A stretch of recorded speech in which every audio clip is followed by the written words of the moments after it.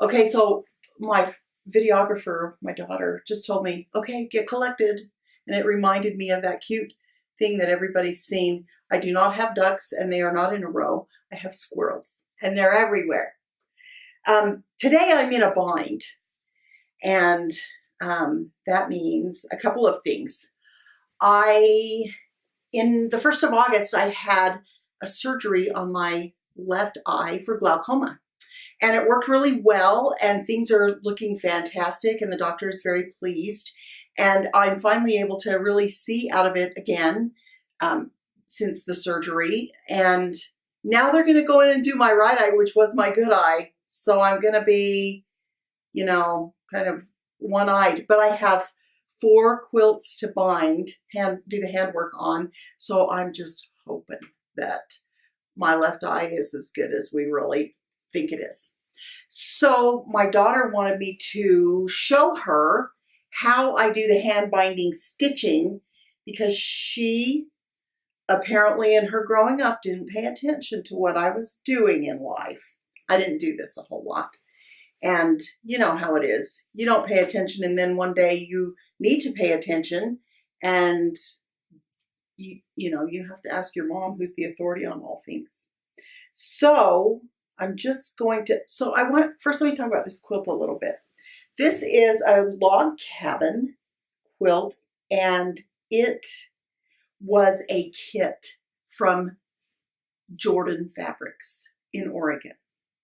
And they make the most awesome log cabin kits ever. You buy the kit, and it's like Donna Jordan says, the only cut you have to make is to cut open the package. Every strip is cut for you perfectly, and they fit together perfectly.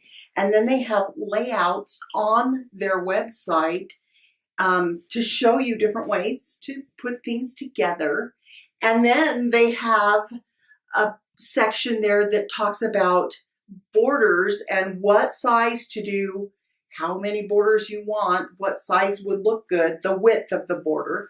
And when I got the kit, there were only 12 blocks, and I thought, oh, this is going to be fabulous. 12 blocks, I can whip that out like no other. Well, I put the 12 blocks together, and then I thought, oh, this isn't even a crib size. I'm going to have to do some work on this.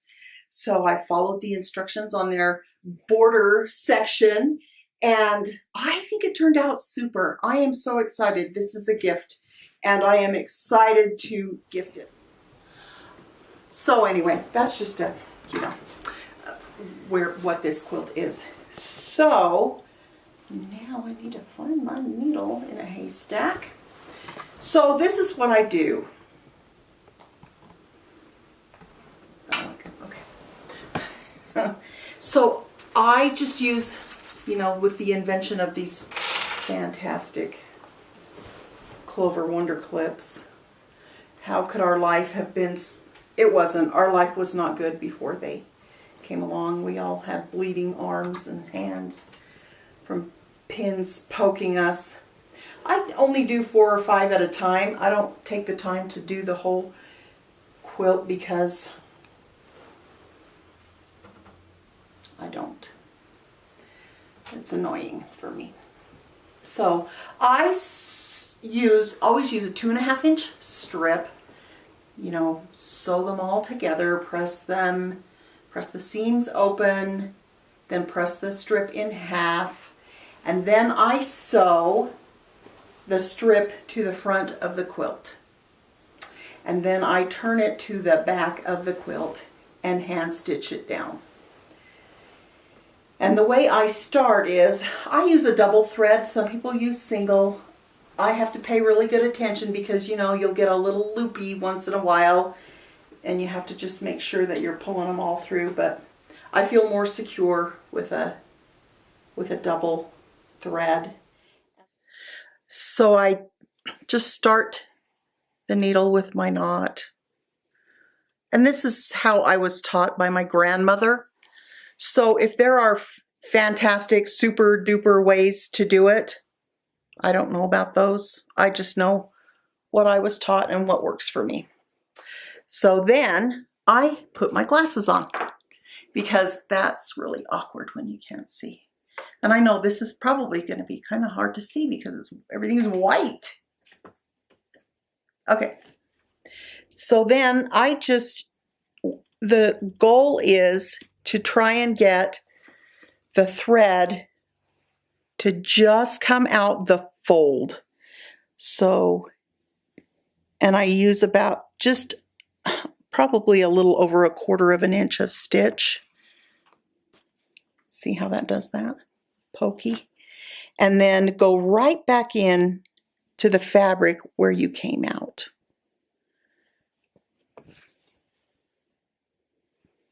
And it makes these cute little puckers, which I love. Dimples, not puckers.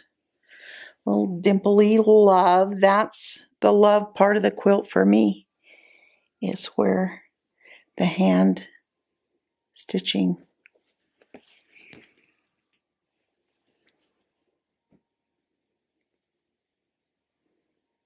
And here's big news. Big news. They're not all perfect. And that's okay. Because they came from me. So everybody knows it's not going to be perfect. But there's just something so satisfying about that, isn't there? Oh my goodness.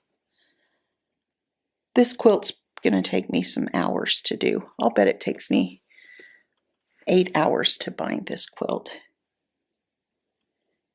Possibly. We'll see. I've never really timed myself, but usually, you know, for a throw size or a little bit bigger, it's 2 Hallmark movies. So, is that how you judge your time?